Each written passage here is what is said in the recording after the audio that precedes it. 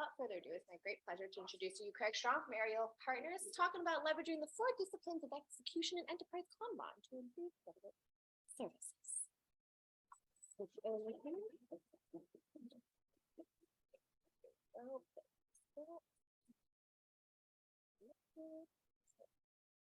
Oh, yes. Okay, now it's working. Here you go, sir.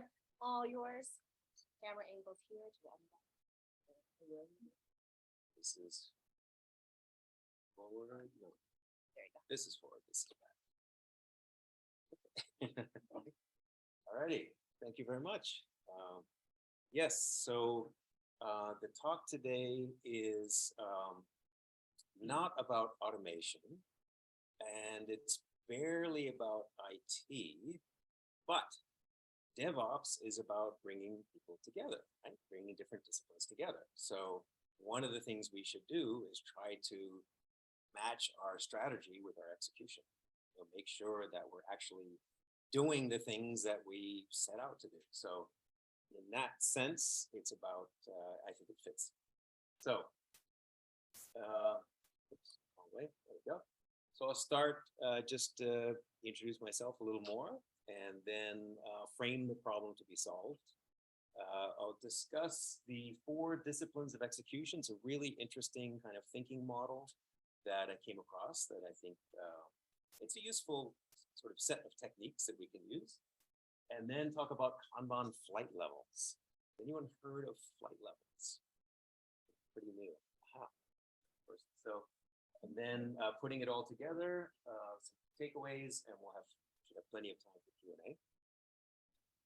All right, so a little bit about me. I have been in IT for a long time, and I'm CTO of Aerial Partners. It's a digital services company. We're located in Times Square, and I do get to work with federal business as well as New York City, the NYPD, and mayoral agencies, as well as some commercial firms.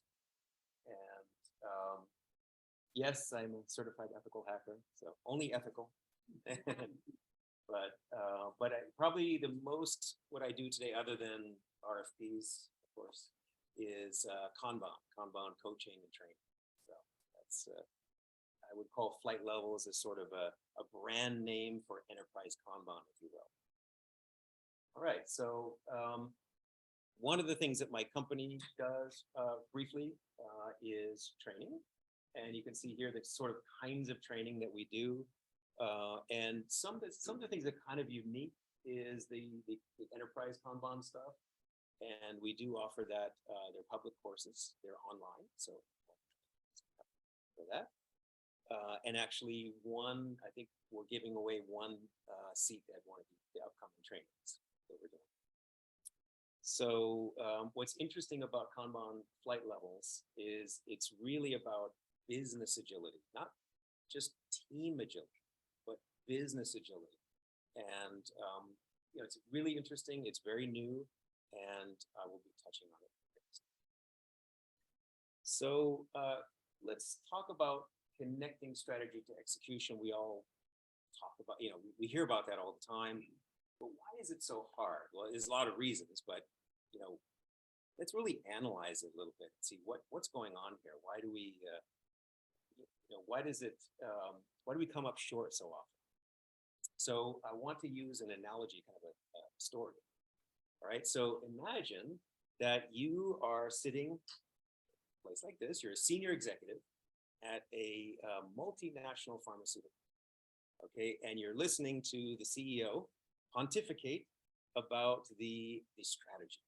And he's presenting, again, the strategy and explaining how we're going to turn around the company. We've got all kinds of competition.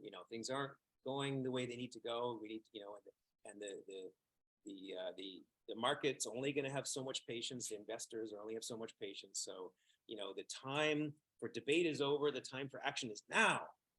So the CEO has laid out the 5 pillars of the strategy and exactly what we need to do and how it should work. And the CEO then pauses to ask for a question.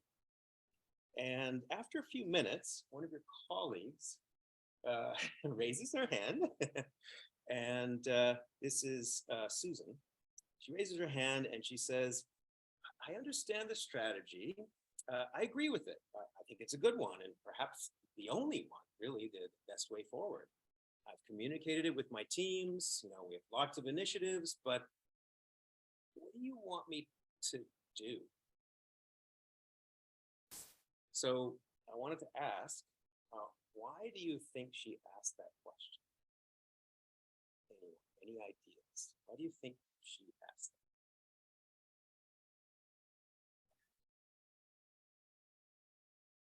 There it is. Good one. Yes.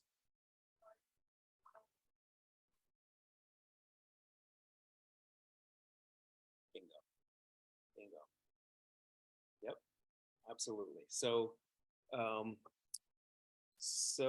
as it turns out, there are lots of challenges that must be overcome in order to connect strategy to execution. And let's review what we're trying to do. So we're trying to reach certain outcomes, right? Certain things we need to get done. Now, to do that, we're going to make some plans, right? Sounds like a plan, but there's an issue. There's a difference between what we'd like to know to create perfect plans and what we actually know. We don't know everything about the market. We don't know everything about our own company. We don't even know everything about what everybody is doing in our company. It's big enough, right? So plans are imperfect. Now, given these plans, but let's say for a moment that we have excellent plans. Plans are good. And we're going to use those plans, and based on those plans, people will take certain actions, right? But there's a challenge because there's a difference between what we want people to do and what they actually do, right? So so we call the first one the knowledge gap, the second one the alignment gap, and it's exactly what you were referring to. And then, but let's just say that people are taking exactly the actions we hope they would. Let's say for a moment, are we done? Is everything great? Well, not so fast. Turns out that to get from actions to outcomes, there's another challenge, which is there's a difference between what we expect our actions to achieve and what they actually achieve. Why is this? Because it's a complex system. There are competitors that are reacting to what we're doing, you know? So we might make one move and they make another move, or, you know, just because we think that lowering the price of our cars will sell more, not. So this is, yes. So even if Susan does everything the CEO asks, how do we know if we're really making progress? So it's clear we're going to have to address each one of these gaps. So in 2021, Sean Covey published this book, The 4 Disciplines of Execution. I read it, thought it was quite good.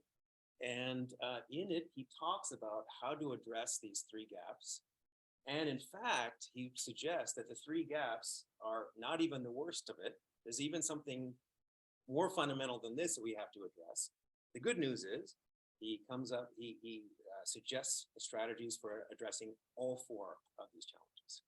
And what's interesting is this Sean Covey is the same Sean Covey that published another book. Yes. Yeah. I'm sorry. Stephen Covey. It's Sean Covey. See? No, it's Sean Covey. Sean Covey. Yes.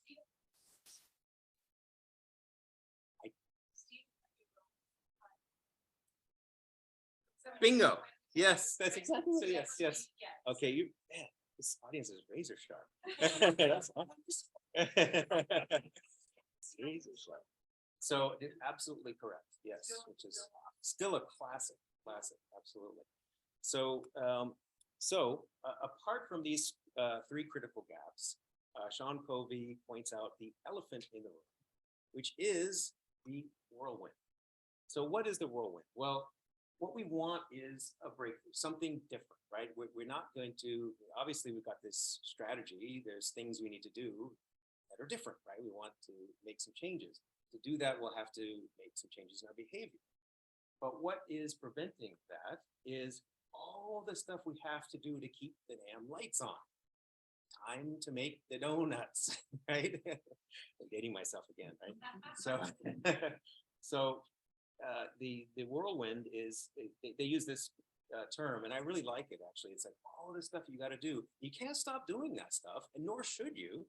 But what it does is it leaves us very little time to really focus on changing our behavior. So when the agile coach comes to us and says, "Oh, you should do this," like, oh man, on top of everything I'm already doing. So that's a challenge there. So now we can go back to our original example and start to understand why Susan asked her question. So she was already working on a whole bunch of initiatives. So what more could she do, right? So how could she go any faster than what she was already doing? She was already doing 101 things. So let's explore the 4DX approach to solving this. So 4DX stands for 4 disciplines. So I'll go through them one at a time. The first discipline is focus on the wildly important. Has anyone heard like big, hairy, audacious goal? That's so exactly. So it's kind of like that. Basically, he shortens it to wildly important goal, WIG. So they're a little bit more politically correct. So we need to think of what is the one thing we could achieve. We're all super, super busy. Maybe we have time to just think about one thing. What if there was one thing we could do, and only one thing? Well, of course, we're going to do more things if we can. But if there was only one thing we could do, if we make a list of the 10 things we want to do, which one of those would be the one that would move us close, furthest towards our strategy, towards in the direction we want to go? So basically, here are some examples. So in space, send a man to the moon and bring him safely back home. That was a wildly important goal. Everything was, all of our efforts were directed to achieve it. In 2002, again, I'm dating myself, Bill Gates, I don't know if you remember, but Microsoft was getting dinged left and right with security flaws and security issues. And he basically issued a memo to the entire company. And he said, stop what you're doing. Everything you do from now on has to be focused on improving security in our products, to the whole company. So that is a win. So, so compare this approach to the multiple initiatives that the CEO laid out that Susan was supposed to follow, right? So he didn't help us out by saying, you know what, there's a bunch of things we want to do, but if we could do one thing here, right? So compare what he said to what JFK said. So, so that was the issue. One of the issues right now we've identified with that Susan was having trouble with is that no one could focus. There's just too many things, too many initiatives.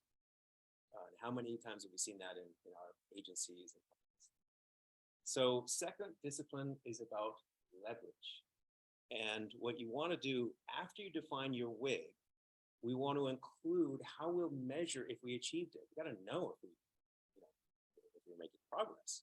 So the problem with lag measures like revenue is that they look backward. So what you really want to do is measure your efforts immediately. Know if we're making, right then if we're making progress. So a good lead measure is something that could cause you to pivot, right? So if you're measuring something, you're trying a lot of things, and it's not moving the way you think, you better try something different. So rather than waiting for the end of the quarter and saying, oh, we didn't meet our financial targets. So, something you can see right away. So here are some examples. So if our WIG is to increase monthly sales, then we think, when people come to our store and what they want to buy is out of stock, they don't wait. They go to the next competitor down the street. They buy it from there. So we've lost that sale. So we believe, we don't know, we believe that if we can reduce out of stocks, and we can measure this, how many times we have out of stocks, we can measure it going down, that will directly lead to monthly sales. So see how that's a lead measure to the monthly sales, which you'd normally measure with a lag Another one is hotel customer satisfaction. Greet all guests at the front door. We can measure that. Now, some of these things might not be that easy to measure. Maybe you literally have to have someone watching. We greeted at the front door. We greeted at the front door. There was literally an example in the book about managers looking at a construction site and tracking all the times that people were not wearing their safety goggles because they were trying to reduce the incidence of workplace injuries, and it worked. I mean, so it's not always easy to measure these lead measures, but they're so important. And you might not get it right the first time. Finding exactly a good lead measure is a challenge, and so you might have to pivot and try again different times. So, how would this help Susan? Well, she would be able to measure if the efforts that her teams are making are actually having the effect. So she could come to her CEO and say, hey, we're doing this and this and this, and look at this is happening. So that would be, and she would also see if the measures aren't moving the way that she wanted, that, maybe it's time to try something different. So she would go to her CEO and say, we did this, we thought this would happen, it didn't, so we're pivoting, we're trying this other thing. So at least it's something she can come to her CEO and work with. So the third is about engagement. So think about an exciting game of football. And depending on your background, it could be the real football with a foot, or it could be American football, either way. But you just came back from 19 months in Australia, so. But actually, they play really strange Australia rules football there. Has anyone seen that? It is bizarre. It's not rugby. It is like this whole other game. I didn't even know about it till I got it. So yeah. Anyway, very interesting. It's like this balance, kick, stretch. So anyway, but think about a game of football with no scoreboard. Imagine that you're watching, a baseball game, football game, hockey, whatever, gymnastics, anything. And there's no scoreboard. Like you can find the metrics, but you have to look on your phone, click around, and there's a dashboard with 20 metrics, and you're like, this one, that one, okay. How exciting would that be? How engaging would that be? So imagine if you're looking at a Kanban board and you can't tell if you're winning. Think about that, right? So that's this has certainly changed how I coach. Certainly changed. Now there's a danger, obviously. If you measure one thing, that one thing can be gamed. So there's, it's not simple, but still having a good scoreboard, good thing. So what makes for a compelling scoreboard? Well, of course, it needs to be simple, visible. You gotta be able to see it. And you want to see both the lead and the lag measures. You want to see both. And it needs to be obvious if we're winning or not. So what could be an example? Like this. So here we can see that out of stocks were pretty high. And we've been really, really trying proactively to order, to keep, the things that we run out of frequently, to keep more of them on stock. So the number of out of stocks we're getting per week is going down. And take a look at this, our sales, they're going up. Now this correlation does not imply causation. So it does not necessarily mean that this is causing that, but it's our best judgment, and at least it's going the right way, and it's a good sign. So, so how would this help Susan? Well, it helps her both with her team and with the CEO, right? Because her team feels good. Look at this, it feels great. You get endorphins, you're making progress. And also the CEO can see that stuff is happening, right? The CEO is frustrated, like, what's going on? What are we doing? Bingo, that's what's happening right there. It's dead obvious. So very, very helpful. Fourth discipline and last is cadence of accountability. So it's all about accountability. So, so here is Susan holding her team accountable. And every week, each person makes a commitment to the team that they will move the ball forward, even if just in a tiny amount. So the idea is meet at least weekly you can't discuss in this particular meeting. It's not about the 500 things that you had to do and, oh, I had to fix the build and I had to, write a couple unit tests and I did, and I installed JUnit version 22 and, it's not about that, or sorry, Terraform, whatever it is. So, but it's the thing that you did that directly affects the wig. So it's the wildly important goal. What are we doing to move the ball forward on the strategy?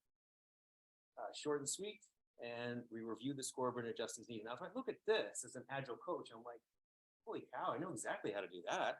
That looks really familiar. So you see where a lot of this stuff, it looks like a perfect fit. And yet there's some intriguing differences. What's interesting here is, so anyway, let me summarize in a minute. So what Susan is saying here is making sure that the progress continues, right? This ensures that we don't just have a great start out of the block and then we get tired, right? Which is a huge danger, right? Because the whirlwind is there. Oh, there's this huge and really important client meeting. It's next week, and I'm so sorry I couldn't do anything. We've got to hold each other accountable to make progress, even if a small amount of progress every week. Otherwise, stuff doesn't happen because we're all 100%. Who's not 100% busy? Even if I'm not working for a customer, I've got so many things on my honey-do list, and many other lists. So anyway, this is important. So here are the 4 disciplines, and this concludes our whirlwind tour of 4DX. What's interesting about 4DX is it was prepared completely from a non-IT point of view. Zero IT. This is all about business. This is about business people doing underwriting, doing claims, doing loan administration. Zero IT. This is like people who are doing their jobs all day, every day. Like they're doing contracts. They're contracting officer for USPTL, right? They're doing what they do, acquisition, whatever it is, but they need to do something to move the needle for their agency, for their company. So, but what's interesting is certainly in Agile, and especially in Kanban, we operate in both IT and non-IT. I mean, helping to promote business agility is something, it's a company sport. It's not an IT sport, so it's all of those things. So I thought that this was a very, very interesting and useful set of techniques that, as Agile coaches, we should add to our toolbox. So now, question. How do we scale this up? It sounds great. Wow, it's wonderful. But how do we scale this up to the large enterprise, right? There's so many different teams and different things going on. So this all sounds great, but if you have one wig like Get to the Moon, how does that really get translated? And in the book, they talk about, well, you take the wig and you decompose that and you have sub wigs that they lead to the bigger wig. But the challenge is that there's still a lot of questions there, right? The Susan's organization is matrixed. So how are you going to have different things, subdividing things when you've got one team reporting to 3 different agency, division heads. So there are real challenges there. So, some people report to the same person, but work on totally different things, right? So you have 5 people in a team and they're working on 3 different projects. So you've got, it's a many-to-many relationship. So this sounds great.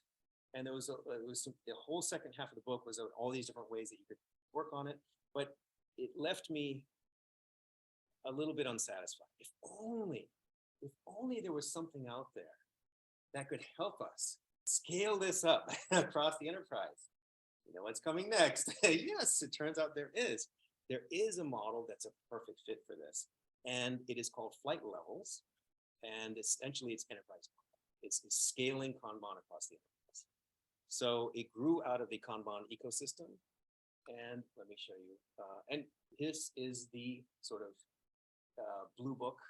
This is the book where it was all, where Klaus Leopold, he's the inventor of Flight Levels, And he's been talking about it a long time. In fact, there was he introduced the idea in a blog in 2013 called Kanban and its Flight Levels. And that was a talk that he gave at some Kanban conference way back in 2013.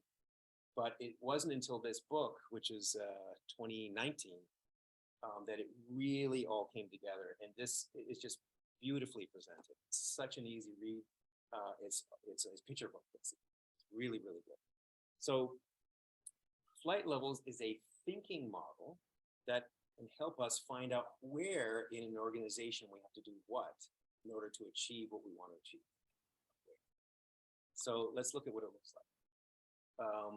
Here is what it looks like. What it's basically saying, now this is not meant to be an org chart. It's not the executives up here and the middle management here and the teams. No, it's not. It's the teams working at 3 different levels with 3 different sets of glasses on. So the idea is, imagine you're in an airplane. Way up here, you can see vast distances, but not much detail. But you can see, vistas, right? So strategy. You can plan out your strategy in quarters, years, even. And some, depending on the type of market, like pharmaceuticals, the horizons can be even longer. Some will be very, very short, but it's a strategic horizon versus we need to coordinate multiple teams. So we've got our agile teams here, but we need to do some coordination. SAFe does this. They call it an agile release stream. But basically what flight levels is saying is whatever, it's any coordination of any 2 teams for any reason. Anytime you have a dependency or something going on between teams, you just put another flight level 2 board there, and you can help coordinate. So, so the idea is the same people who work on these teams will send delegates to a stand-up in front of a flight level 2 board and or in front of a flight level 3 board. So rather than, contrast this, instead of a PowerPoint deck that we produce once a year, and here's this beautiful strategy and the glossies and the 5 pillars of our strategy and what we're doing. Imagine a Kanban board that we're looking at and we're discussing and we're pivoting, we're changing at least weekly, if not daily. Totally different. So it's sort of, okay, so the idea is, the question is, where would the different kinds of work go? So really, if you think about it, a lot of the whirlwind activity is tracked at the operation level. The stuff that we have to do to get things done, not all of it, but the level of the whirlwind activity increases as you go down. Like up here, it's more about strategy. And down here, of course, you're working on things that tie to that strategy, but you also have a lot of other stuff you have to do. And we still have to track that. As Kanbanistas, we know that we want to make all our work visible. So that includes strategic work, that includes, tasks, that includes, all that stuff. So that's going to be more prevalent down here versus the WIG. Most of the activity is tracked at the strategic level, or at least at a high level. But it's connected through these flight levels. So you have an initiative up here, you have some things connected to that initiative that you're doing, that you're coordinating up here, and some actual tasks that you're working on that get tied up to that way. So you can see where the 4 disciplines of execution, that framework can fit perfectly within this thinking model. So the idea is that Susan, having put together a flight level 3 board and a couple of flight level 2 boards for each of her initiatives. So she's got a couple of, let's say she has 5 initiatives. She has these 5 boards here. She has a strategy board up here that's tracking at a higher level. She can meet with her teams weekly and see what's going on and actually track. So, what goes on at flight level 3? What is it actually? It's not a traditional Kanban board in the sense that it doesn't look exactly like the Kanban board does at the team level. So what you really do is you would figure out what is your objective? What is your wildly important goal? And if you're strictly following the 4 disciplines of execution, you'd only have one. Now, most flight level 3 boards I've seen do have more than one. But I like the discipline of 4DX that they're saying, hey, you only have one. That's I think that there's really something to that. But maybe that's, one of the principles of Kanban is start where you are now. So maybe we start with an organization, we'll find we actually have multiple objectives we're trying to chase, and we'll try to whittle that down over time to just focus, to narrow our focus. But in any event, let's pretend that we have only one. We've done that. And what we do is we identify outcomes, not activities, but outcomes. And so we basically say, if we were on track to become the leading supplier, what would that look like a year from now? What would that look like? And so we get together and say, well, if we had drones that could carry payloads of 500 kilograms over distances of 500 kilometers, and those guys are 20% of our sales, we would definitely be, notice how quantitative that is, right? So could it be wrong? Absolutely. Absolutely. We're putting a stake in the ground. And notice how we then take the discipline to say, okay, well, let's see, what if it was just 6 months from now? What would that look like? Or maybe this is 3 years and this is like 9 months. So basically, first of all, you have to decide what is your long-term, mid-term, and short-term outcome. What are your time frames? And like I said, that will normally, if you ask a business person or an agency, a senior person at the agency, they'll know that. Oh yeah, our planning horizon is we have a 5-year, and it's their budgeting cycle, right? And that's a great place to start. We may not end there, but that would be how you start. So then you track that, shave that down to a short-term outcome, which is challenging. This is challenging work, identifying a short-term outcome, because it starts to sound more like an output, like something that you get done as opposed to an outcome. There's this whole, one of the things that we talk about in our enterprise Kanban classes is the difference between outcome and output. There's a whole section about that. It's challenging, but the discipline of identifying an outcome at the short-term level, it's important, because from there you connect to actual stuff that you're doing. And here we call it a flight item. In Kanban class, I call it a Kanban ticket, something like that. It's basically something you're doing, and oftentimes we call that an initiative. So basically, here's an initiative that we're undertaking to achieve this short-term outcome, midterm, and long-term. So for Susan, the specific timeframes that make sense are 5 years, 1 year, and next quarter, and that's because she's in pharmaceuticals. So anyway, so the idea is to break down the WIG into measurable outcomes at 3 horizons, identify specific actions. By the way, we use the word action rather than initiative. Why do I use that word? What could happen? What are the possible things I could do to achieve an outcome? Well, some of them are IT related, but I could buy a company, right? I could develop something in-house. I could acquire something. There's a lot of, so we call it an action. It's not necessarily, remember, we're at the strategy level here. We're not in IT anymore. IT is part of what we're doing, but it's way more than that. So that's why we call it action. And what's interesting is the achievement of each outcome is an indicator that we're on the right track to achieve. So of course we want to review and adjust this at least. So interesting stuff. Here's an example. So here's a here's our pharma example that Susan has put together. And so they want to become the leading supplier of anti-cancer drugs. The idea is that doctors prescribe our drugs over the competitor 20% of the time. But to do that, they have to have better awareness. How can they prescribe our drugs if they don't even know about our drugs? Right? And so here's some of the actual initiatives that we're taking. We're doing a QRS formula, new absorption code. I'm not a pharma expert. So here's some initiatives that we're undertaking to achieve these outcomes. And of course, we have our lead and lag measures. Right? So we can see So maybe what we decide is as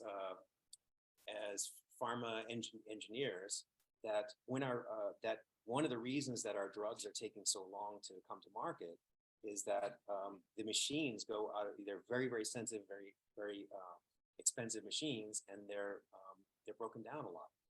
So maybe we decide that we should keep them in better repair, and that would have a good effect on the actual time frame. So you can see also doctor presentation. So you can see there's some lead metrics there, and then like. So this is what a strategy level. Would you call this a Kanban board? You could. I would call it a Kanban board. A lot of Kanbanistas would not like that because Kanban is about flow. And notice only the right-hand side is about flow.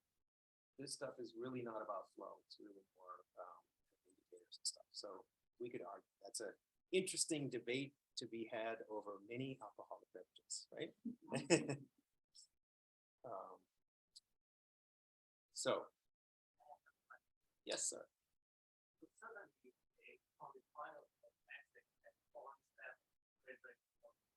For my experience, in organization, once we start to discuss things, they just get for it. And then we climb up and Yes. no, Yes. Absolutely correct. Yes. Yep. It is not easy. Not easy at all. I mean, there's whole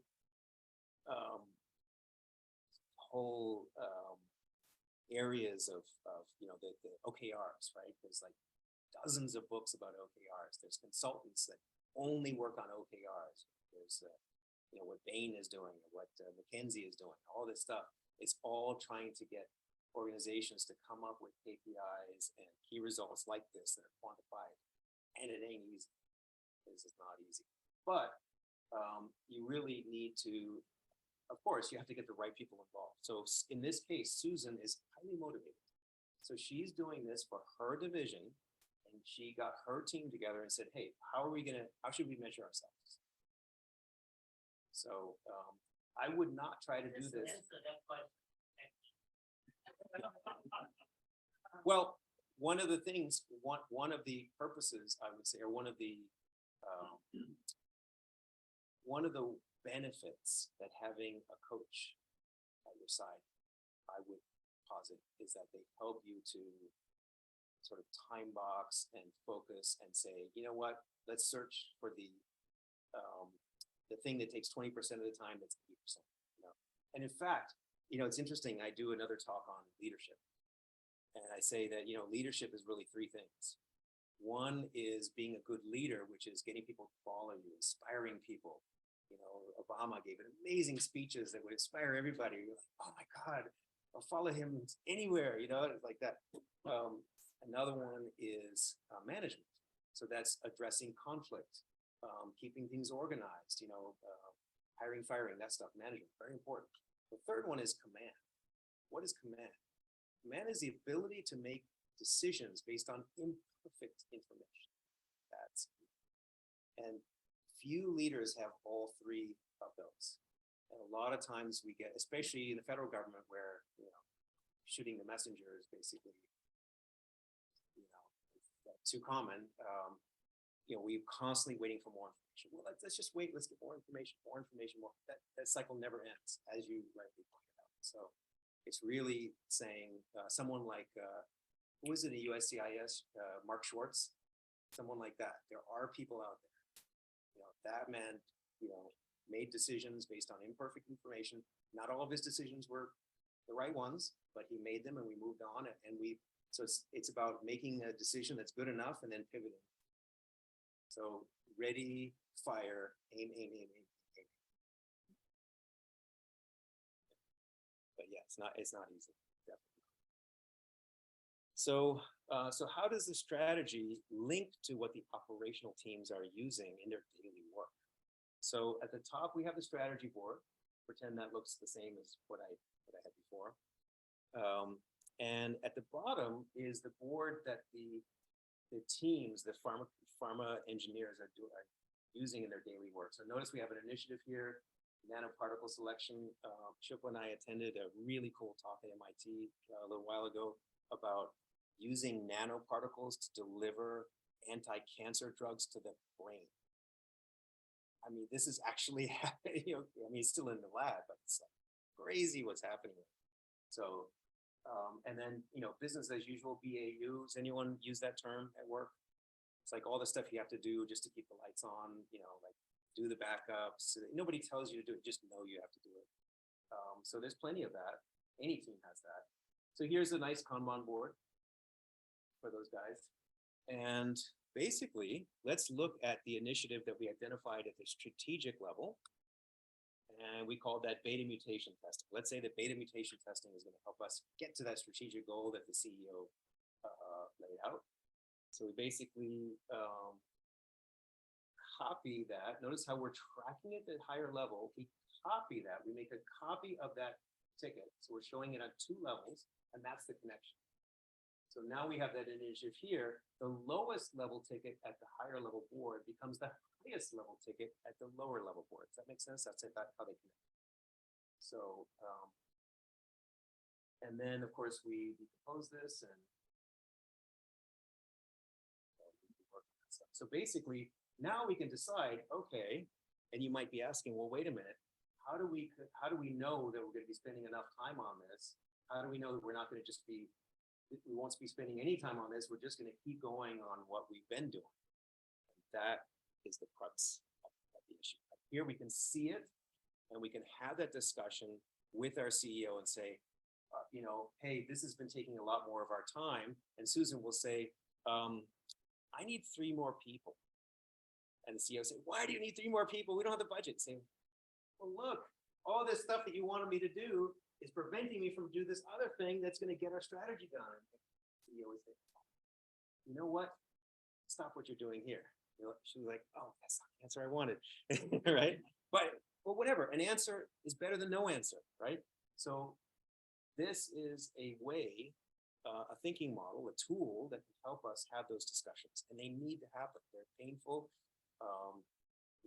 It's not easy, but we need to have those discussions. So, before I finish about flight, there's so much more about flight levels, but there are many other aspects that we don't have time to show here. So just say there's lean portfolio management. You can effectively manage large portfolios. You can sort of imagine how that would work in between the 2 levels that we just discussed.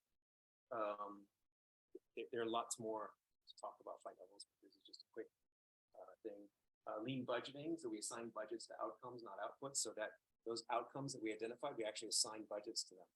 And the nice thing about assigning it to an outcome is that we might finish an initiative and spend a lot of money and then realize we didn't achieve that outcome.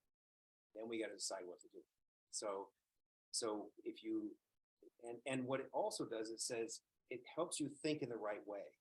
If you said, I'm going to spend $1 million to achieve this, then it's not saying that I budgeted $1 million for this IT project. It's saying, I want to achieve this. Maybe it should be through an IT project. Maybe it should be through acquiring another company. Maybe it should be from buying a COTS product, a commercial off-the-shelf product, and customizing it. There's a lot of different ways. So it forces the conversation to be about what you want to achieve rather than I budgeted this money and we're going to do this work. The agile interactions between is all about, one of the things that is interesting about creating these boards, these visualizations at different levels, is they help you understand who needs to talk to whom and when. Like the whole thing is, if you've got a board and you say, oh, all the work for all the teams is on this board, so every single person in the company has to stand up in front of this board every day. Probably not going to work. You need to read, not that it wouldn't be wonderful if we could do it, but it's just not practical. So it's really an interesting challenge to design a flight level system that gives you that coordination, but still practical. So we're not all having to go to too many meetings. So it really kind of helps you have those discussions and figure out what's the minimum interactions that we need to get that done.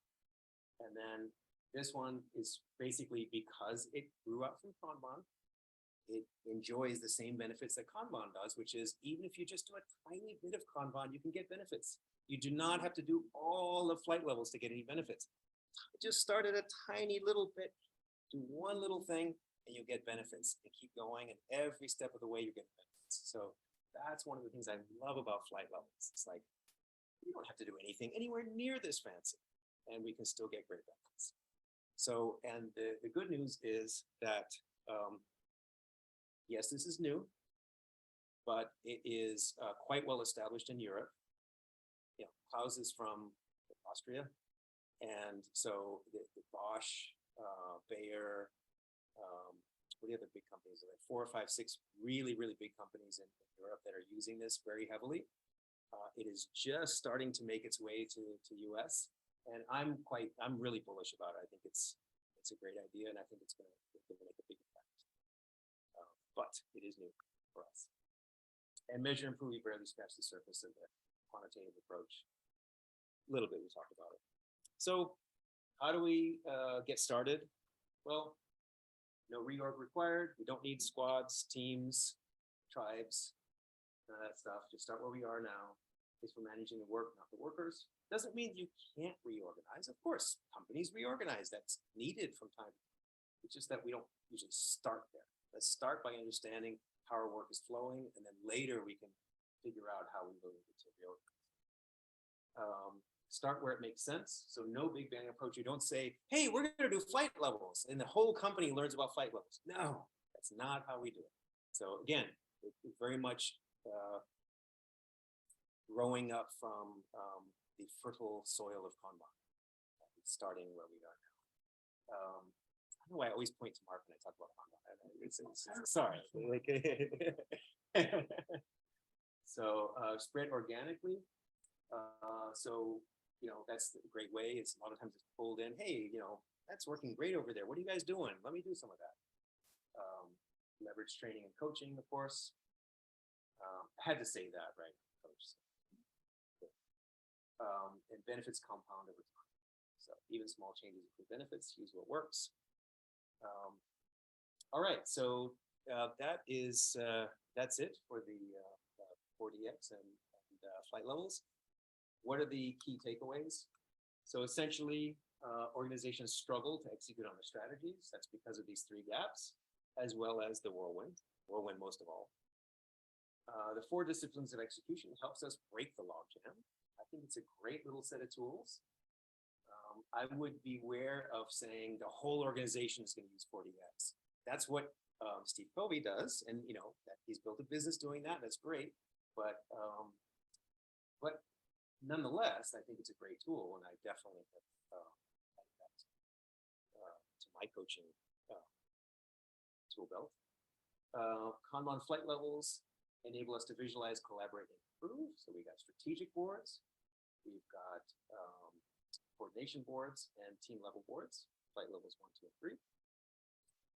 And the combination, highly effective. Start where you are now, bring changes incrementally, and the benefits compound over time. And that's it. Very much.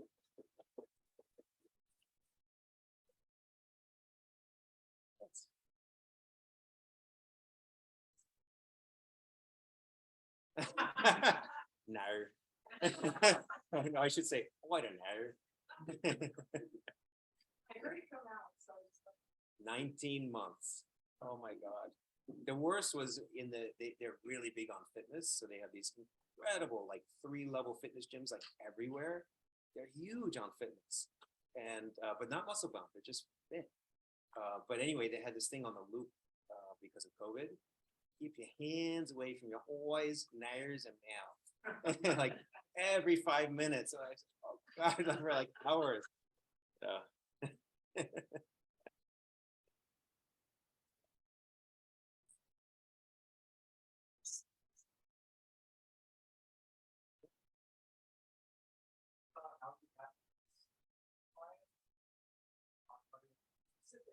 just what their reactions are and what benefits.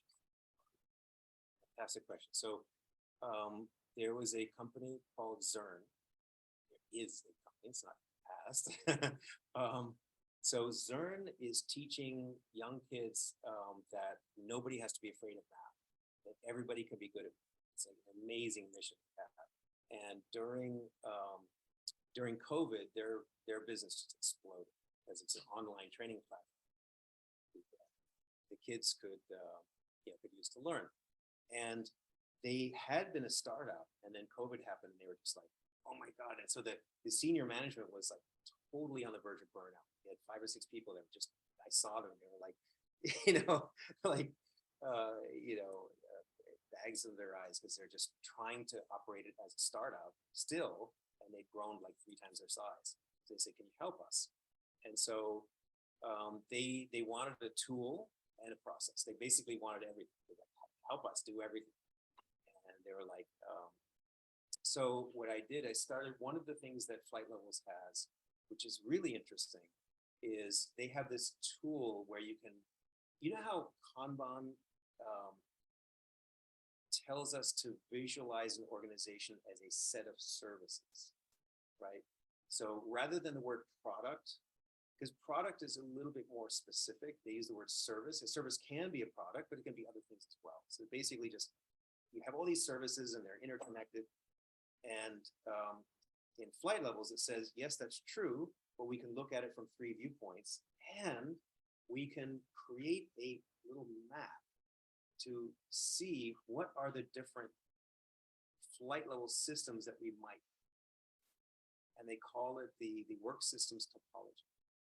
And this is not a like 3-month exercise and all this. No, this is like a quick sketch of how the things move together and how they connect together. And I did this with the executive team, and they looked at it, I was like, yes, that's our business. That's what I want to see. So we saw that, and I said, okay, now that we've got this little map here, and I had maybe 12 different flight level systems. Like that. There was a strategy, one single strategy board connected to about 4 different flight level 2 boards connected to maybe 12 different teams. And I said, okay, where should we start? I said, well, let's start over here, because this is where we're having the biggest problem. They were using like a pivotal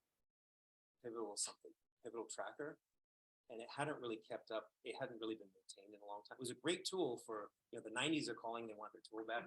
So it was great for the 90s, but early aughts, but it hadn't really been maintained. So, and turns out what they needed was really interesting to create these grades. They literally had a grade full of schoolwork.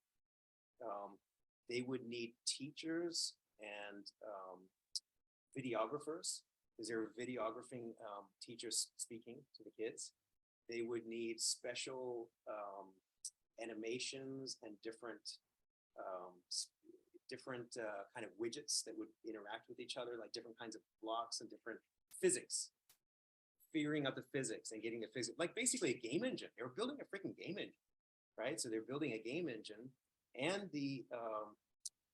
so they had the game engine, the framework itself, the software itself, the paving the way, like talking to the different school boards and getting approvals, because every single one of them, you have to get approval, you have to talk to them. There's a whole different thing. So the marketing is a big aspect, because if you build something and you build it and they won't come, right? So they had to look at their cash flow, and so that they had to coordinate that, the videography, which is physical, the game engine development, the platform development, and building the marketing materials and the manuals and the discussions with the school boards. They wanted to coordinate all of that. And there were certain deadlines, like if grade 9 isn't ready by September 1st, when the grade 9 people need to have, right? Like there were certain deadlines. So we're like, holy cow, like flow is one thing, but there's, but in Kanban we say, oh, fixed state class of service, we can handle this, right? So basically, I helped them out to design this. We designed a flight level 2 system to do this, because flight level 2 is about coordination. So it was like, let's coordinate all that stuff and put that into flight level 2. And then we did I helped them do an analysis of the different tools on the market, because it was during COVID. Everybody's working at home. Like, I mean, I would love to do this on a whiteboard, but it's, nobody's in front of the damn whiteboard. How am I going to do that? So we had to have a tool. So we did that, and I actually worked up a full working example for them in multiple tools. I said, wow, But I think it's important, right? Because you got to be able to see a real example. And hands down, Kanbanites like blew the doors off of anybody for that particular problem. For coordinating multiple teams, and you could see like a Gantt chart view of different months and everything. And within those months, they had a whole bunch of tickets that were all need to be completed, and those were being tracked on different teams' boards. So it was all rolling up to this coordination level board. It does a beautiful job. And then the pièce de résistance was when I showed them that board. I said, okay, here are the 4 pieces that make up grade. It's actually grade 6. And then here's the one, the consolidated band of grade 6, and here's the data. And then I right-clicked and I said, are we going to be done on time? And the bar came out. And I was like, what just happened was a Monte Carlo simulation based on the hundreds of tickets that you've already completed and how long they took and how many tickets you've got left. And by the way, we estimate 100 more are going to be added that haven't even been added to the system yet. I put all that in there and I calculated all of that and I said, yep, we're going to make it.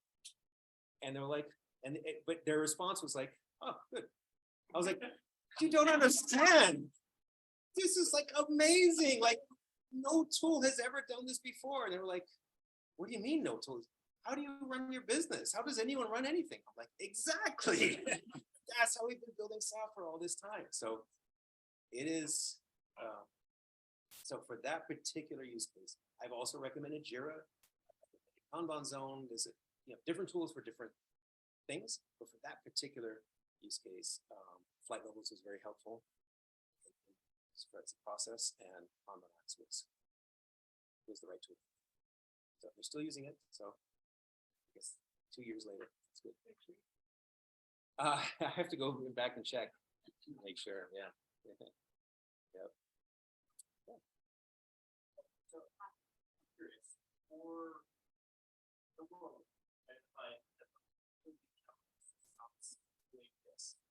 Anything.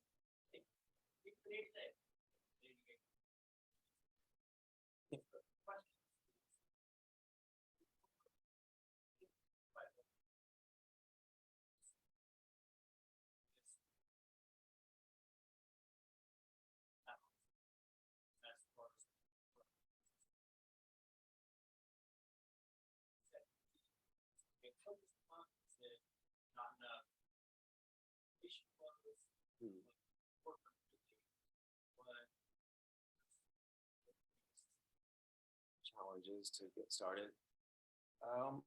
Well, flight levels is relatively new to me. It's only 2 years, so I was a Kanban coach long before that. So most of the challenges I run into are the challenges any agile coach would run into. The good news is for this particular one with Zern, there was a general recognition by the C-level that something needed to be done. So they knew they needed to make a change. So they were open to it. I don't think because you're looking at the strategy level without involvement from C-level sponsorship there, I don't know if you'd even. I don't think I'd even attempt it. Doesn't mean you can do any of flight levels. Just flight level 2 alone, just the coordination of multiple teams, hugely valuable. So in fact, many of my colleagues, we just came back from a conference, flight levels conference in Finland. It was cool reading our newest NATO ally, which was pretty cool. They were really excited about that, but all super excited. So it's a big deal for them. Like World War II was yesterday. Serious. Oh yeah, so I was talking to one of the flight levels coaches. He said basically all he does for the last 5 years is work in safe teams, implementing flight levels, but not even calling it flight levels, and implementing flight level 2 boards to help them coordinate. And it just makes safe work better. And I thought, how appropriate is that?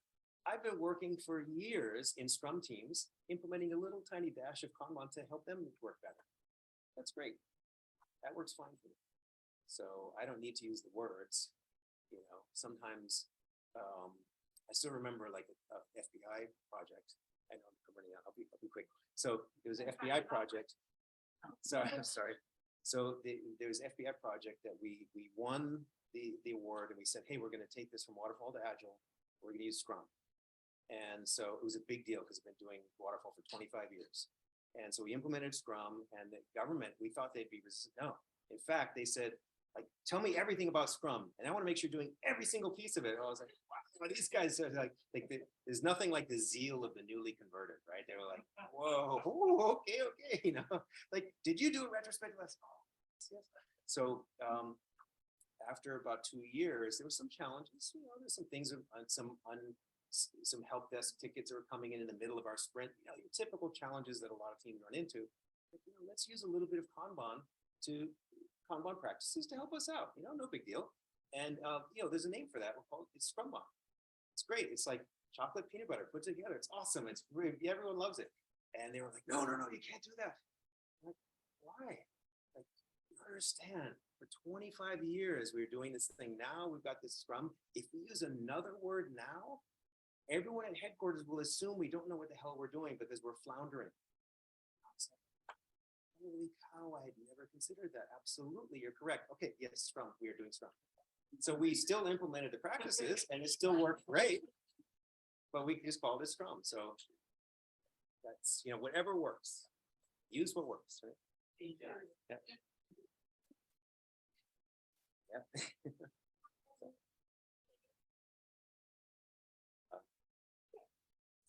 Yes. No. Thank you. Thank you so much.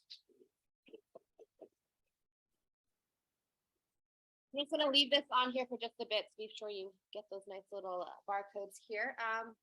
Vice President of Area Partners, what's your favorite number? From 1 to 33. 12. Okay, good number. So this would be for the Aerial Partners training course by the choice of what that would be. I think flight level. Perfect. Okay then. Now you said 12. Nobody's at the magic seat of 12. And this is how I'm counting it. Okay. So 1, 2, 3 to 11. 12 snakes around. They just left. Now we can choose the next person, which would be Mark in dark blue today. Sort of. I was going for blue, but or you can do another number. Maybe this next, yeah. And the line can win. There you go. Well, there you have it, Mark. D1, our Aerial Partners flight levels course. Online training course. And now with that, please be sure to get your information to the lovely folks here, and we'll take care of that. Now, I try to bring out as many cool, what do you say, door prizes so people come for not just the food, not just the alcohol, but for the chance to win something. So with that, be sure to connect with Craig. He has some really great content. If not, I know this was a very condensed kind of version of your information within the 45 minutes to an hour that we did sit with this. I know there might be some more questions. Please be sure to jot down the contact information of Craig. It can be found on the meetup group as well. And if not, you can always